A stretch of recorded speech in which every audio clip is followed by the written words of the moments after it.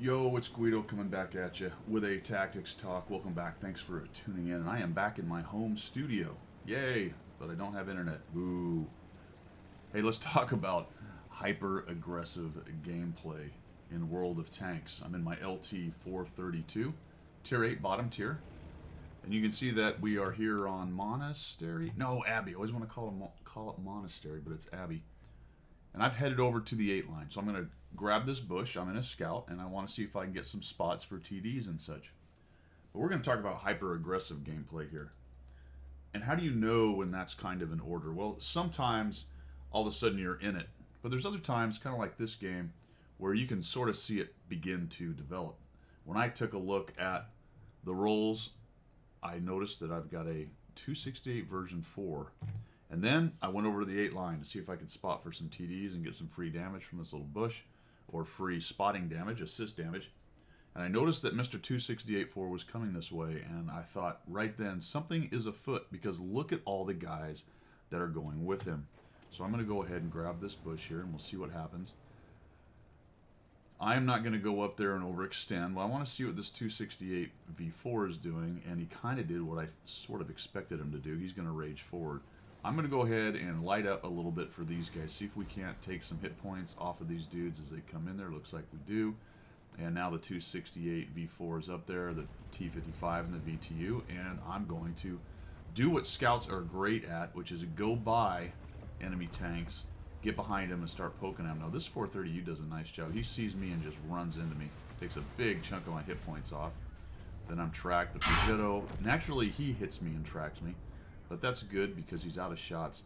Spin my gun, and I'm going to kill off... No, the 430U is absolutely ridiculous tank, and it survives, I don't know how, for that long, but he does. Eventually they kill him about right there.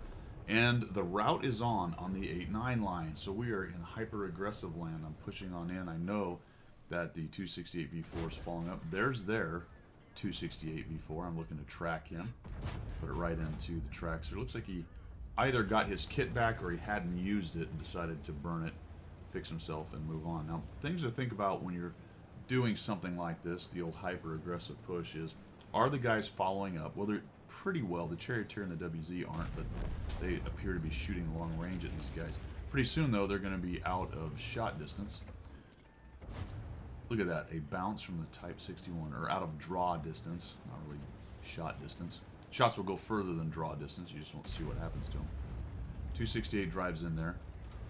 But over on the other side, on the west side, you can see that things are going poorly, which you would have to expect when as many tanks as we took went raging down the 8-9 line. And the way you make 8-9 line pushes work in World of Tanks on Abbey is you've got to push hard. And that is exactly what we've done. We've killed a bunch of their tanks, and we're sweeping around behind them. Now, let's say we'd come over there and only killed 1 or 2 tanks, and we knew a bunch of them were sitting back here. It would probably not be a great idea to turn that corner and push into them, but because we are so many guns ahead, and I can already tell, I get up on the side of that silly thing, I can already tell that they have 2 guys, the WZ in the low, the 263s in the middle. We know where the Sturb and the Scorpion is, and then there's 2 artillery, so that does not leave very many tanks unaccounted for. It's highly unlikely they have much of a defense sitting back on the cap.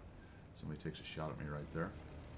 You can see the nice speed. I did a review of the 432. This thing is fast, and it really does lend itself to this kind of gameplay. In addition to that, it's got really good armor for a light. Let's just caveat that. Really nice angled front armor, really good turret armor. You notice that the Type 61 actually bounced off. Not sure whether it hit the top or the turret, but either way, he bounced.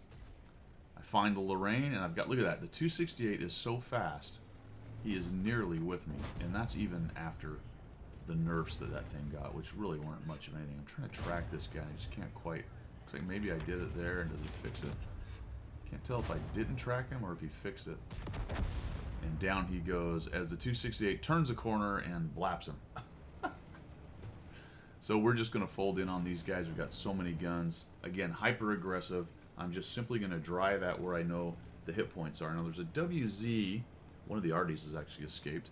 There's a WZ and a low. The Lurva is up there. I can see him, but I don't know where the WZ is. I come around this corner, and I find the artillery, and unfortunately I also find the WZ.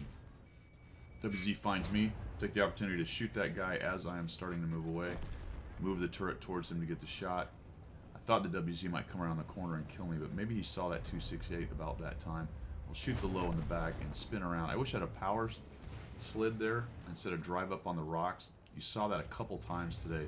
The weird physics of the rocks, the things that are keeping you from doing the climbing and stuff, are really kind of a pain. They've gone back and forth on how they do the rocks as far as terrain resistance and how they affect tanks. And I still don't think they have it quite right. It's annoying to get stuck on them like that. But I guess it's kind of simulating you drove up on a rock and you sort of have to be careful. But there you go. 1,834, 3,131. Assist and spotting, even as I was just raging forward. And this was just a combination. This was a raffle stomp. Just stomped all over these guys.